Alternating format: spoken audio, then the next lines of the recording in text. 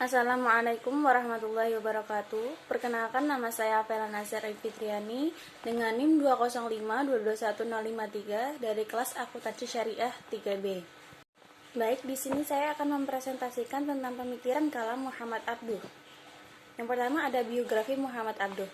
Muhammad Abduh lahir di desa Mahalat, Nasr, Delta Nil pada tahun 1849 dan meninggal di Iskandaria pada 11 Juli 1905. Beliau meninggal dunia pada umur 56 tahun. Muhammad Abduh adalah seorang pemikir muslim dari Mesir dan salah satu penggagas gerakan modernisme Islam. Ia belajar tentang filsafat dan logika di Universitas Al-Azhar Kairo dan juga murid dari Jamaluddin Al-Ghani, seorang filsuf dan pembaharu yang mengusung gerakan pan-Islamisme untuk menentang penjajahan Eropa di negara-negara Asia dan Afrika. Ketika menginjak usia 13 tahun, atau tepatnya pada tahun 1862, ia memutuskan belajar di Masjid Akademi Ahmadi di kota provinsi Tanta.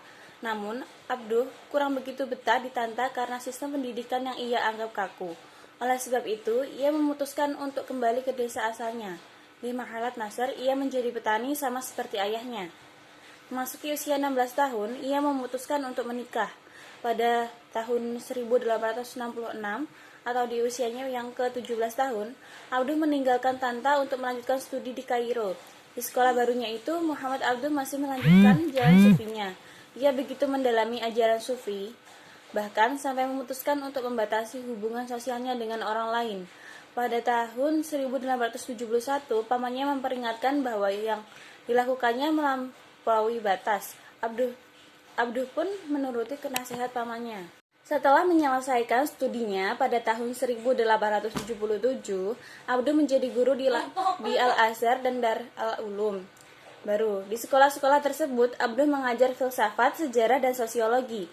Pada tahun 1880, ia diminta untuk mengedit di Al-Waqi'i Al-Misriyah, peristiwa Mesir, lembaran resmi.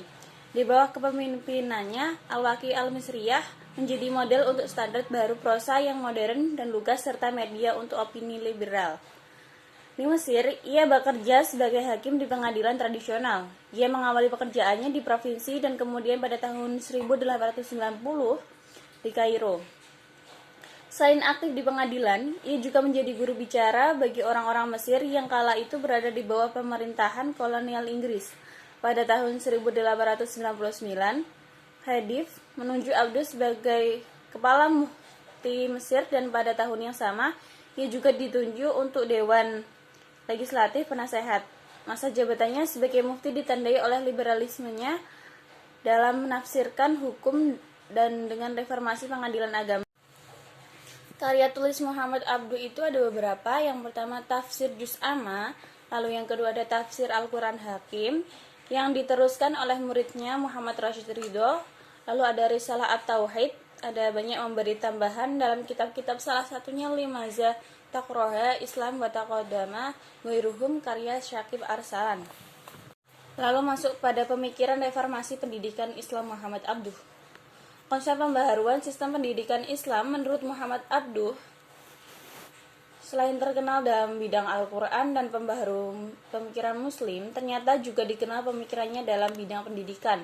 Pembaharuan pendidikan di Mesir yang pelopor oleh Muhammad Ali sangat besar kontribusinya untuk menjadi negara modern. Gerakannya telah kepada memperkenalkan pengetahuan dan teknologi umat Islam.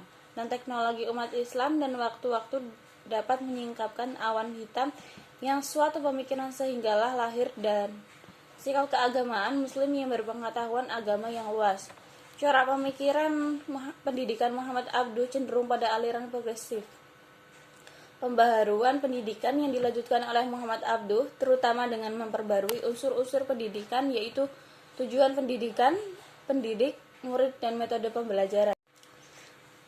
Lanjut pada catatan kritis. Teologi rasional Abduh berangkat dari kegelisahannya terhadap kondisi umat Islam, khususnya bangsa Mesir yang pada masanya sedang dalam kondisi keterbelakangan ekonomi maupun intelektual, serta tali ulur kepentingan politik yang berdampak pada munculnya paham jumud, bid'ah, tahayul, dan hurafat, serta ketertutupan berpikir karena kokohnya paradigma bahwa pintu ijtihad telah tertutup.